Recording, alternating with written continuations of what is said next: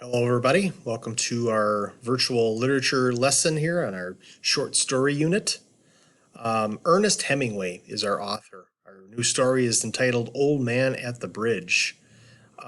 Maybe you've heard someone say this: "You're a pretty good writer, but you're no Hemingway."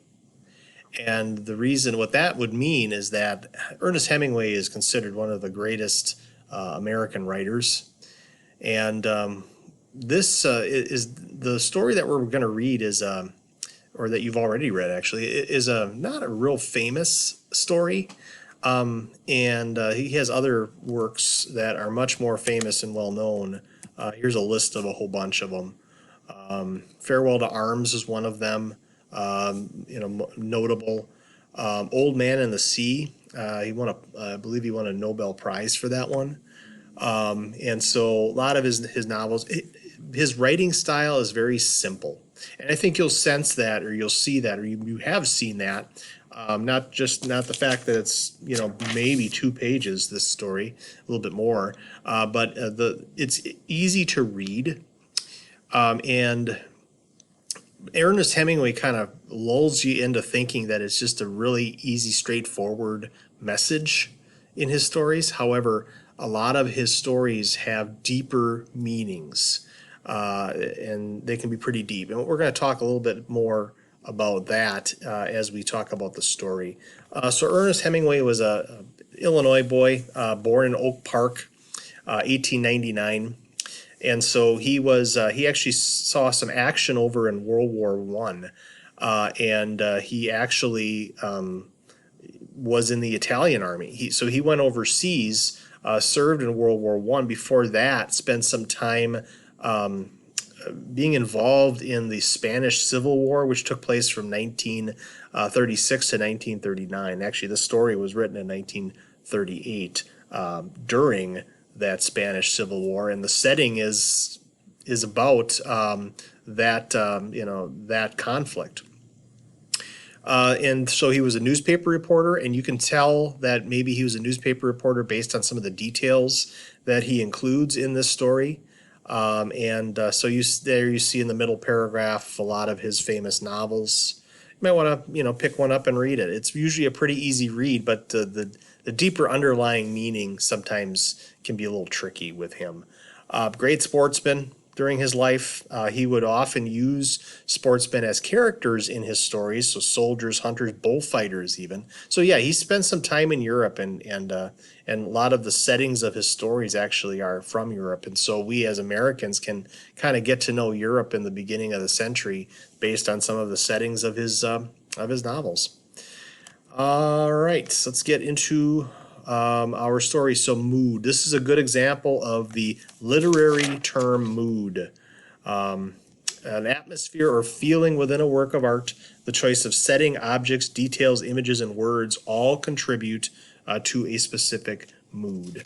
All right, and right away, in that first paragraph on page 383, it gives a description of the man, okay, and then also kind of sets the tone for the rest of the story. Old man, steel-rimmed spectacles, and let's get to that, very dusty clothes sat by the side of the road. There was a pontoon bridge across the rivers, and carts, trucks, and men, women, and children were crossing it. The mule-drawn carts staggered up the steep bank from the bridge, with soldiers helping push against the spokes of the wheels.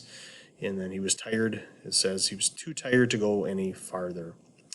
So the mood is kind of set right away. We have, what are these people doing? Why are they going across the bridge? Well, they're evacuating because the war has found their town, and they're trying to get out of there. And the narrator seems to be going into where the fighting is taking place. Now, based on that, what do you think the narrator is what's his involvement in this? Well, who else would go and check and see where the enemy is if you weren't a soldier? Civilians aren't going to be doing that. So we're thinking that this narrator is most likely a soldier who has been sent to see where the enemy is. And then he runs into this old man who's just too tired. He cannot go any further. And what does he mention over and over? What does he keep talking about? his animals. Like maybe 3, 4, 5 times, right? He mentions his animals. The cat's going to be okay, because cats are always okay, right? And then he left the cage open for the dove, so that's, he's going to be fine. And he's worried about some of the other animals, though. But, I guess very simple story, right? You read it, you kind of go, oh, okay. This is about a guy who likes his animals and he's worried about them. Okay, what happens to the man at the bridge? We don't know, right? We can maybe speculate that he just kind of gave up and didn't want to go any further. We don't know, however. And, so we could think it's just a story about a guy who's talking about, muttering about animals. But one of the underlying, I guess, themes of this story is that, war, we've talked about this war, war is not glorious. War is not something that we should think is really cool. All right. And, some video games kind of portray war, some movies kind of portray war as glamorous and glorious, and war is awful. War is just an awful thing to be in. It's an awful thing to have to go to, but sometimes they are necessary. And this is an example of the old man. All he wants to do is what? He doesn't care about politics. He doesn't care about this war. He just wants to take care of his animals. And he had to hastily retreat and get out of there because the war was coming. And, he couldn't take all his animals with him because he had to get out. And he was actually the last person, he says, to leave. And so, here's a guy who's not really, rooting for any side. He's not political. He just wants to take care of his animals. And he's kind of getting caught in the crossfire here of this battle, the skirmish that's taking place. And so war has unintended consequences. War can affect civilians as well. Look at World War I, World War II, which we just have been studying in history class, and where there's civilians that lost their life. Yeah, look at Hiroshima, look at Nagasaki, look at there definitely were citizens, and maybe some who didn't really care much about politics and who's fighting who and all that. And so that's part of the theme of this story, is that there are people that are affected by war that really could care less about what benefits you can get from winning this battle, etc. And lives are affected by it. Let's take a look at the end questions. Page 385 is what we're on. So what were the weather conditions at the time of the story? Well, it says gray, overcast, and dry day. So that sets the mood for this story, right? Number 2, why must the narrator go back across the bridge? He's see how far the enemy has advanced so he can report back to his unit. Why did the old man stay at home until the last minute? He wanted to make sure his animals were taken care of. Where's the old man at the end of the story? He's still sitting at the bridge, too tired to go on, and the narrator just kind of leaves him there. Why are the peasants crossing the bridge? They're fleeing from the advancing enemy. They're getting out of there. The battle has found their hometown. And then why doesn't the old man cross the bridge? He's just too tired. He's not sure what to do. And, by just dwelling on the animals, it's almost like he doesn't really realize what's going on, right? It's like maybe you were thinking that too as you're reading this, going, why does he keep talking about the animals? Get out of there.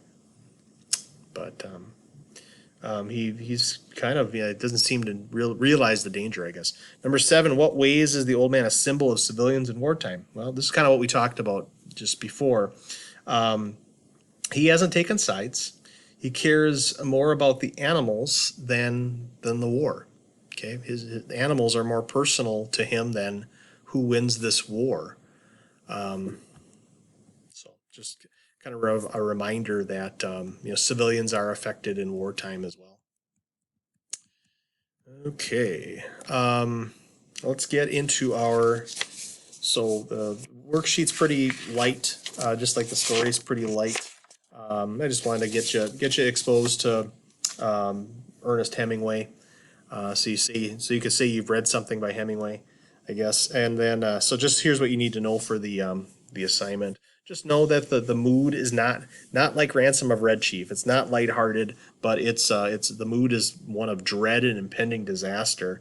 Gray, overcast, dry day, and that the setting, that those descriptions of the day and the weather help set the mood for this story. The old man is sitting beside the bridge. Why? He's too tired to go on, right? He just kind of sits there. Narrator's immediate task is to cross the bridge, and then he's supposed to check on the enemy, discover how far they have advanced. What's the only animal that the old man is sure will be all right? The cat, right? Cats can take care of themselves, right? They don't need us. Have you ever thought that? The narrator is probably most likely, because he's checking on the enemy. He's not a civilian, he's not a reporter. He's a soldier. All right, so then no vocabulary on this one, but there's a couple true falses on the second page. Does the narrator seem to show concern for the old man? Yeah, he tries to reassure him almost, right? Like, well, did you leave the cage open? Okay, well then he'll be okay. Try not to think about the other animals, and the cat will be fine. And so he's showing concern for the man. The old man just know that he had to evacuate his home because of artillery, and he was the last one out of his town. He's 76 years old, remember, so 12 kilometers traveling for a 76-year-old is quite a bit. You understand why he might be tired. And then, so the narrator is not one of the peasants that's fleeing, but rather the narrator is a soldier checking on the advancing enemy. And then the old man, we have no indication that he gets up and goes or heads to Barcelona, which he's been encouraged to do. For all we know, he just kind of sits there until the enemy advances, comes upon him. And then at the very end of the story, the page 385, last paragraph, there's nothing. I think I have that here. No, I do not. There it is. Last paragraph, page 385. There was nothing to do about him. It was Easter Sunday, and the fascists were advancing toward the Ebro. It was a gray, overcast day with a low ceiling, so their planes were not up. That and the fact that cats know how to look after themselves was all the good luck that old man would ever have. So basically, I'm saying that the man's luck has run out. So fascists, we heard a little bit about Mussolini a couple chapters ago in history.